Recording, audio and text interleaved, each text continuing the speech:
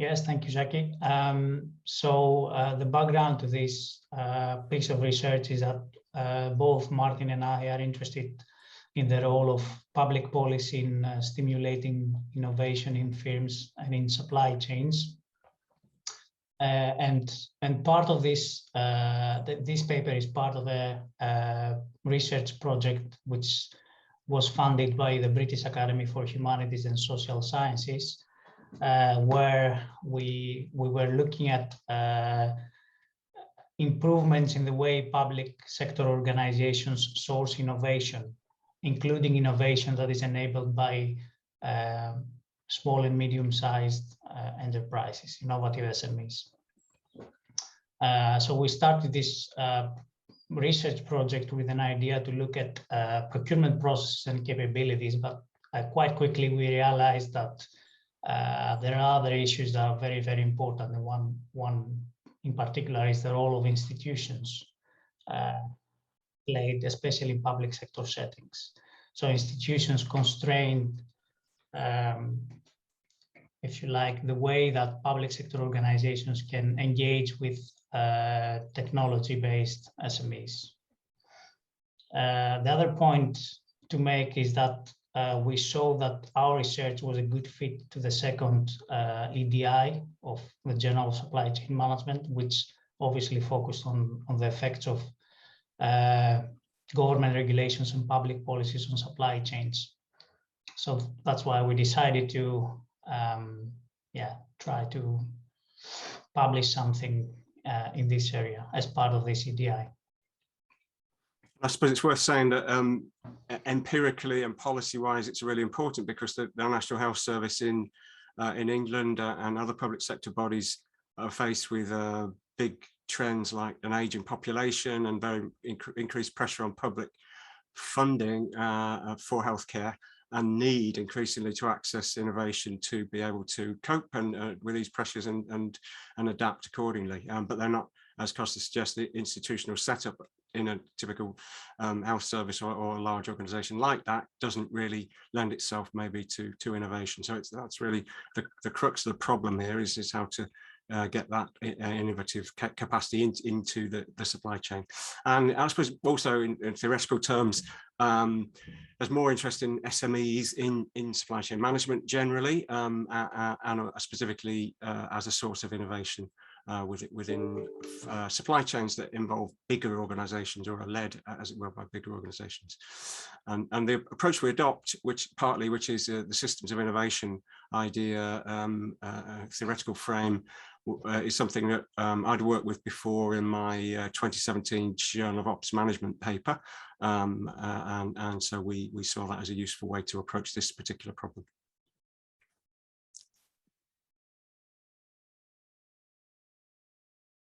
So, as Martin said, our research setting is the English National Health Service.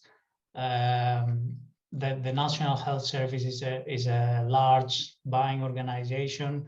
So, and as part of a push to embrace digital health and remote care technologies, there is an interest on the part of the NHS to engage and collaborate with innovative SMEs.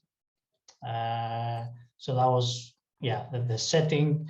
In terms of the policies, we studied two specific innovation policies, which are specifically targeted at technology-based SMEs. The first is called academic health science networks, which are basically regional health innovation agencies that were established by the UK government back in 2013. And they support innovative SMEs as part of their remit. The second policy is something called the Small Business Research Initiative, which is the public procurement of R&D policy in the UK. And we examined how these two policies are enacted through specific programs, which are implemented by specific public agencies. So that was the broad context, if you like. In terms of the actual research, we investigated 33 innovative SMEs. So our research was qualitative research. So we interviewed 33 SMEs and looked at their innovative products. Examples of such products include a revolutionary sleep mask, which offers an innovative way to treat diabetic retinopathy, and 3D printing medical applications are two good examples. So we talked to the founders and chief executives of these SMEs who participated in the two programs. We also talked to obviously to the implementing public agencies, to NHS procurement professionals, and other relevant stakeholders such as innovation policy makers and policy experts more generally.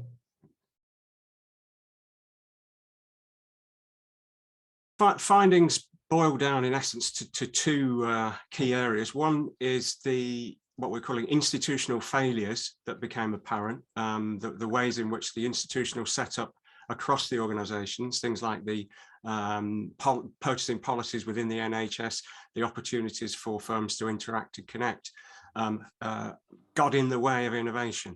So that, if you like, was defining the problem.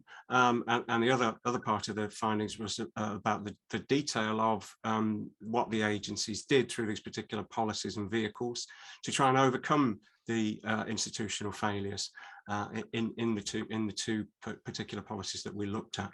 And Kostas will say a bit more about the detail of those.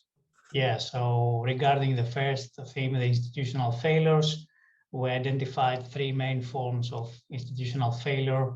The first one pertains to SMEs innovation efforts. So, for example, uncertainty regarding intellectual property rights and allocation might make these SMEs less willing to invest in innovation effort when they engage with the NHS. Other forms of institutional failures pertain mostly to the buying organizations of the NHS. They pertain to specific contracting rules and regulations and practices, but also norms and behaviors of NHS staff that might inhibit the adoption of SME innovations. So that's one area. And the second area, in terms of what the public agencies enacting these innovation policies do, a big theme was the efforts of these public agencies to affect institutional changes. So, for example, to change contracting rules and regulations, to change intellectual property, to create new intellectual property frameworks so that they can foster SME innovation. Connectivity to supply chain actors was another important finding. So, and that goes beyond connecting the SMEs to the buying organizations of the NHS, includes also connections to incumbent suppliers, first-tier suppliers of the NHS, as an important way to engage the SMEs into the supply chain. And finally, the public agencies that enact these policies were supporting the development, actively supporting the development of these innovative SMEs through, for example, access to finance and specific education workshops that allow these SMEs to develop their knowledge and capabilities. And another feature of this set of findings is that these particular measures that the agencies took depended on the stage in the innovation process. So some of the initiatives were about pre-commercialization research, providing the resources for SMEs to develop their technology in the first place. Others were more about rolling out, if you like, scaling up innovations that are already fairly mature. So in terms, and we describe that in terms of the technology readiness level in the paper. And that's in the latter case, that's particularly where the connecting the innovative SMEs with existing suppliers was quite an important mechanism.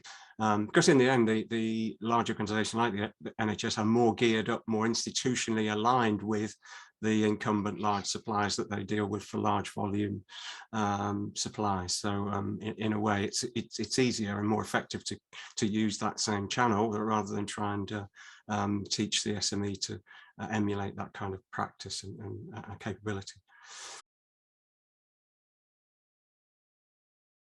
Next, following from this research, well, there's lots more to do in the National Health Service and in our particular setting, but more generally, we think this shows, from a theoretical point of view, the importance of the link between supply chain management and public policy, and in that context, the contribution that could be made by the systems of innovation approach, which is, I think, a powerful way of thinking about as it were, supply network, and if you like, and how that brings innovation about. Perhaps an old story in a way in supply chain management, but I think a new way of thinking about it in our context. Extending a bit beyond the immediate setting again, certainly SMEs are becoming a more, I think, important topic for us as supply chain management researchers. We've looked at innovation particularly, and I think there are other ways in which the innovative role of SMEs can be researched further in particular sectors and settings, both public and private sector. But also their role in a currently topical theme of resilience, for example, and understanding, and again, in a systemic way, what the role of SMEs is in giving a supply chain resilience in these times that we're living in, perhaps particularly in relation to digitalization and in relation to big shifts in the environment, such as in our context, Brexit, and the need to realign sectors to new policy environments. And I think there is also, linking back to the second NDI and the theme of the second NDI, I think there are in front of us exciting opportunities to do more work, which explicitly examines the interplay and interactions between supply chain management on the one hand and public policy on the other. Just give you an example of a current ongoing project I'm involved in, where we are looking at medicine supply chains and resilience in medicine supply chains, where obviously we see that there is a lot of intervention by government, and government regulations have a significant impact on the operation of these supply chains. But at the same time, supply chain management knowledge and best practice can actually help shape and implement policies better. So that's another broad message, I guess. In terms of implications, we can break this down into research implications, practice implications, and policy implications. With regard to research implications, I suppose the key message of our research is that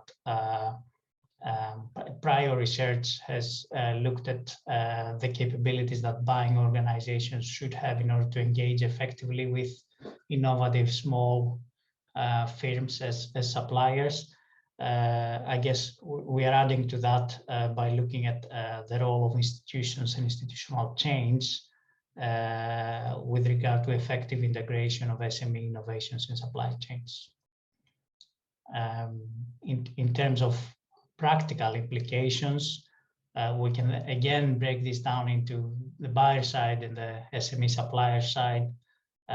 From the buyer side, a key message is that NHS procurement professionals, but also procurement professionals more generally in other sectors, need to treat these small innovative firms differently, given that they have some specific needs and feature characteristics. Martin, do you want to? Yeah, and perhaps to underline that first point, the prior literature's tended to emphasize this development of capabilities within the firm, within the buying firm, as the sort of answer to the problem. That goes some way to solving it, but then there are other things that are about the rules of engagement, if you like, the rules of interaction and the channels for interaction between the large firm, the NHS in this case, and the suppliers. And so there are all these other things, the intellectual property frameworks and so forth that make it possible for the interaction to happen. On the practice side, there are also some implications for the SMEs, and I suppose in a sense it follows from what I've just said, that the SMEs, as it were, shouldn't beat themselves up. It's not all their fault. There are systemic problems and systemic difficulties that they cannot in themselves overcome in accessing new markets and the large customers such as the NHS. So and SMEs need to be aware of and access these ways of mitigating and as it were, sidestepping these kind of problems by, for example, working with incumbent large suppliers as partners. And there are also policy implications that are perhaps outline those, and Costas can chip in. First of all, I suppose it tells us that these policies work. They do solve some of the problems. And I think interestingly, they solve them not just by sort of a sticking plaster on the fault, but also by inserting new agents and new ways of changing institutional setups, so that there's a kind of inherent developmental aspect to the policy once it's implanted. And that the other side of that is that they only work up to a point. They can't solve all the problems, and they need to be refreshed as new suppliers come along and need to learn some of the ways to engage with the NHS and other similar customers. And I suppose the message also for policymakers is take account of the realities of procurement and supply chain strategies in firms when you develop these policies, and how the general idea of a policy plays out in things like purchasing strategies and the way salespeople work with their customers and so forth and so on. Yeah. On the latter point, I would just like to add that, yeah, as Martin said, these innovation policies seem to work, but for even better results and more effective integration of SME innovations in supply chains, there needs to be also a closer alignment with other areas of policy, especially policy around public procurement, because one thing that we noticed is that public procurement policy, not practice, but policy, and the goals of these policies do not necessarily align with the goals of innovation policies. So for the policy makers, it is important also to stress this need to align different policy areas.